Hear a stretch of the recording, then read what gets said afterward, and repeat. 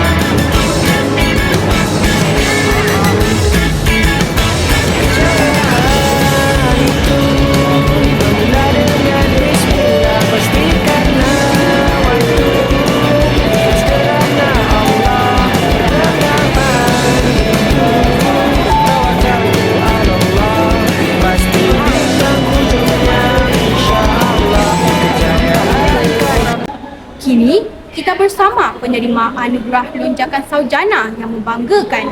Beliau berjaya mencatatkan peningkatan grade purata luar biasa iaitu 1.0 ke atas dalam peperiksaan PPT 4 dan PATT 4 baru-baru ini. Tahniah, bagaimana perasaan anda menerima sijil ini?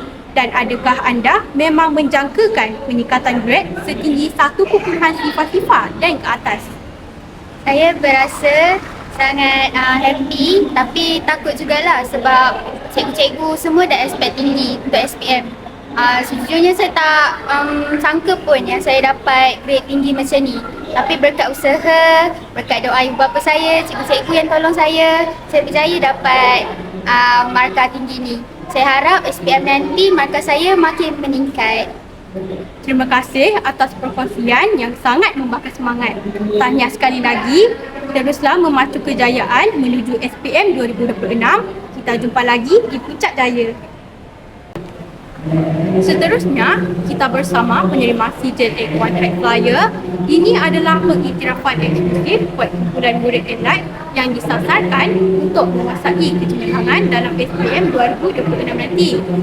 Sebagai seorang head buyer, bagaimana anda memastikan kualiti pembelajaran kekal konsisten setiap hari dan apakah cabaran terbesar memikul harapan sekolah untuk SPM 2026? Tips saya untuk kekal konsisten adalah dengan memilih kawan yang baik.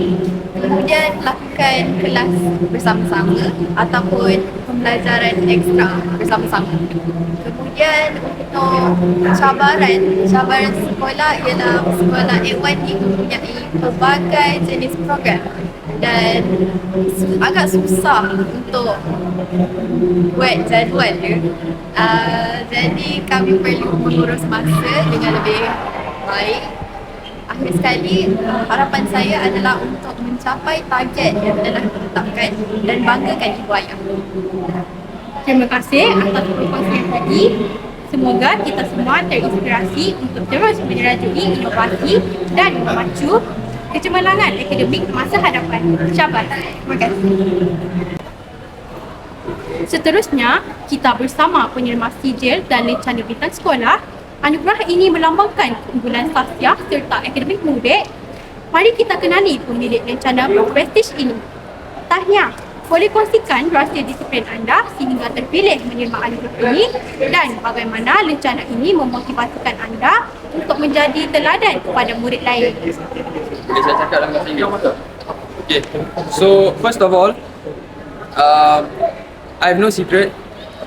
I believe that studies, there is no shortcut in studying, in pursuing education, because studying is a long process. It's a process that consumes hard work and requires passion. So, for example, when I'm studying additional mathematics, I at least do one question per day. Of course, I'll do as much as question as I can, but worst come to worst, if I can't, I'll at least do one question, and I'll also target for the HOTS questions, so I can improve better in that specific subject. And I use this not only for AdMaths, for all the other subjects that I'm taking, such as biology, physics, chemistry, and this batch motivates me to be an example for others because it gives me the realization and the pressure to help others and to motivate others. That's all from me. Perkongsian yang sangat berinspirasi. Semoga lencana bintang ini terus memacu motivasi anda menuju kecemerlangan SPM 2026. Terima kasih dan syabas. Semoga penetapan target pada hari ini menjadi titik permulaan kepada kejayaan yang cemerlang. Sekian saja pada hari ini. Semoga kita bertemu lagi di episod yang akan datang. 8-1 Fly high!